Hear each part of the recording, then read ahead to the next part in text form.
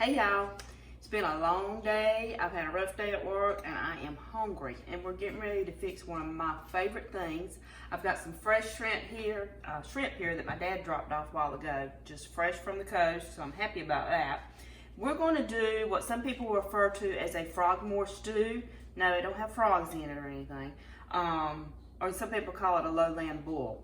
But if you've seen my shrimp video, then you know how I do shrimp. It's pretty much this exact same way, except for there's some other ingredients added. And the first thing we're going to do is start by just boiling the corn. This is some fresh corn, by the way.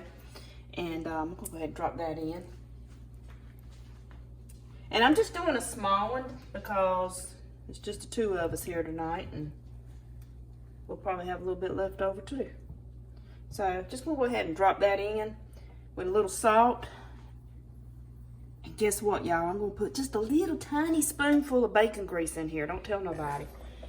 All right, y'all. These potatoes and corn have been boiling probably about 15 or 20 minutes. So the water's come boiled out of it a little bit, and potatoes are beginning to soften up. You can see how the peeling's cracking on that just a tick. So I'm going to go ahead and add my other ingredients.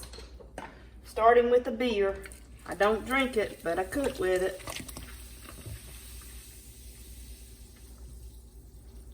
That cooled it right off. That beer was cold evidently. So it's gonna probably take it a while now to kind of heat back up. I got a little apple vinegar. I like the apple vinegar because it's a little sweeter. And a little bit of that word I can't say. Worcestershire. Just a little bit. I'm gonna put just a little bit of hot sauce in here. Not much, just enough to make those flavors pop a little bit. And speaking of popping, another thing that will make your spices pop is some lemon. I didn't have a whole lemon, otherwise I would just cut one in half and put it in there, but I do have a couple of slices. So I'm gonna add a little bit more salt. Oops, actually I wanted to use my sea salt. Let me just make sure that's opened up here good. Just about out.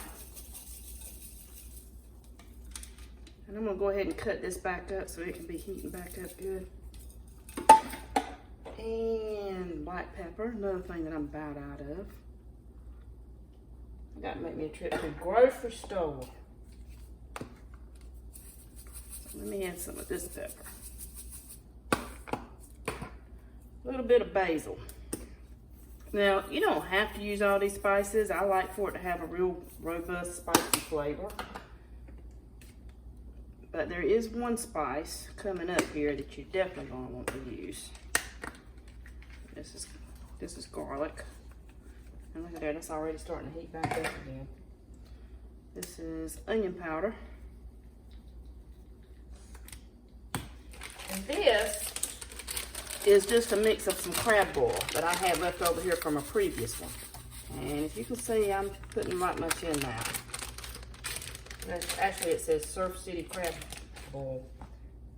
Don't forget this. This is the main thing that you're going to want to spice it up with. And y'all see I opened up that fat side. So I want a lot of that in there. And I'm also going to put a dollop of butter in there, which I probably should have already done. That might be more than a dollop. So, oh my gosh, it's starting to smell so good already, isn't it? Now, go ahead and put... This was some Hillshire Farms, this was the smoked one, wasn't it, Michael? No, the kielbasa? Kielbasa. I have used the smoked one too. Either one. So see, that sausage is already fully cooked anyway, so you're basically just heating it up. So your corn and potatoes first, kind of get them kind of done, and then add your spices and your beer and your sausage, and we're going to let that sit a few more minutes, and then we'll come back and add the shrimp, y'all. Going to do just a little more Old Bay. Be right back with the shrimp. Okay, y'all. Had this boiling, I don't know, about 10 or 15 minutes. Get this lid off. And it's been going at a pretty good pace. So you can see that sausage is kind of puffing up, and we are ready to add the shrimp.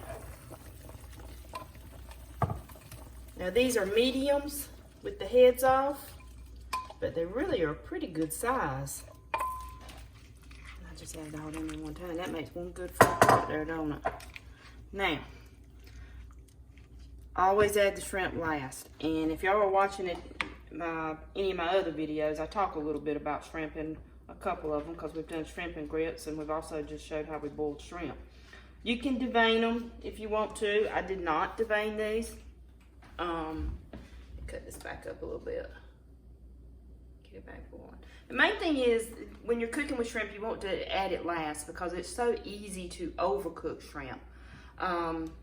Like I said, these were not deveined. You can also cook them with the heads on. I like to cook them with the heads on. It gives a little bit more flavor. But one thing I usually do not do is I usually do not cook with the shells off. I always cook with the shells on. Unless I'm doing shrimp and grits. I think, I do take them off for that. So, we're just going to let this sit here until it comes back to a boil. As soon as it comes back to a boil, I'm going to cut it off and we'll be ready to eat. But y'all, this is really easy to make. We'll have this whole meal done in less than 45 minutes. And it's a fun thing to eat because we're going to put it out on newspaper. You don't need utensils. You can eat everything with your hands. It's something that if you have children that like seafood, it's really fun to do. It's fun for a cookout, backyard. It's a great thing to do for the 4th of July. So if you can get your hands on some fresh shrimp, I recommend this over burgers and hot dogs any day, hands down. You're gonna. Okay, y'all, that didn't take but just a couple of minutes. Like I say, you really don't want to overcook them. You can see how it came back to a boil. And once it came back to a boil, the shrimp were pink, and it's done. So quick. Now we're gonna take this off and drain it, and I'm gonna show you just how we're gonna eat it. I better get these pot holders on though because it's just a little bit hot. Now I'm gonna go ahead and run this water. Now some people would use this broth to do shrimp and grits in. Put it in my little basket here. This is gonna be so good. All that corn was at the bottom, wasn't it?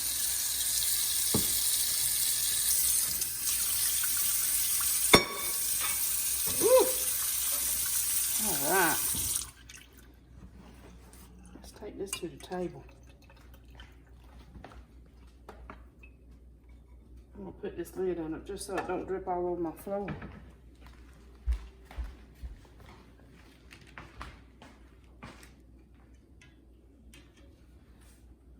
It's pretty wet. Let me get my spoon. Don't spoon down on that one. Now, what we're having here is just some regular cocktail sauce. This is melted butter that I have sprinkled some Old Bay in. And we found this voodoo sauce that's good for shrimp. And we're going to try a little bit of it. It's kind of like, it's got a horseradish taste to it.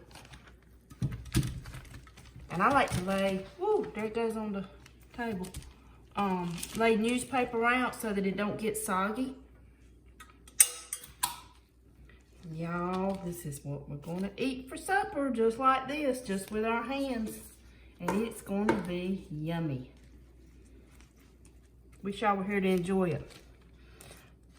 Let me get that lemon out, because we're done with that. We're going to have a glass of wine, and we're going to chow down. That's our meal for tonight, y'all. I hope y'all enjoyed this video. Please subscribe. We'll have some more videos coming later. And please don't forget to say your blessings. Bye, y'all. Oh, the blue plates? I mean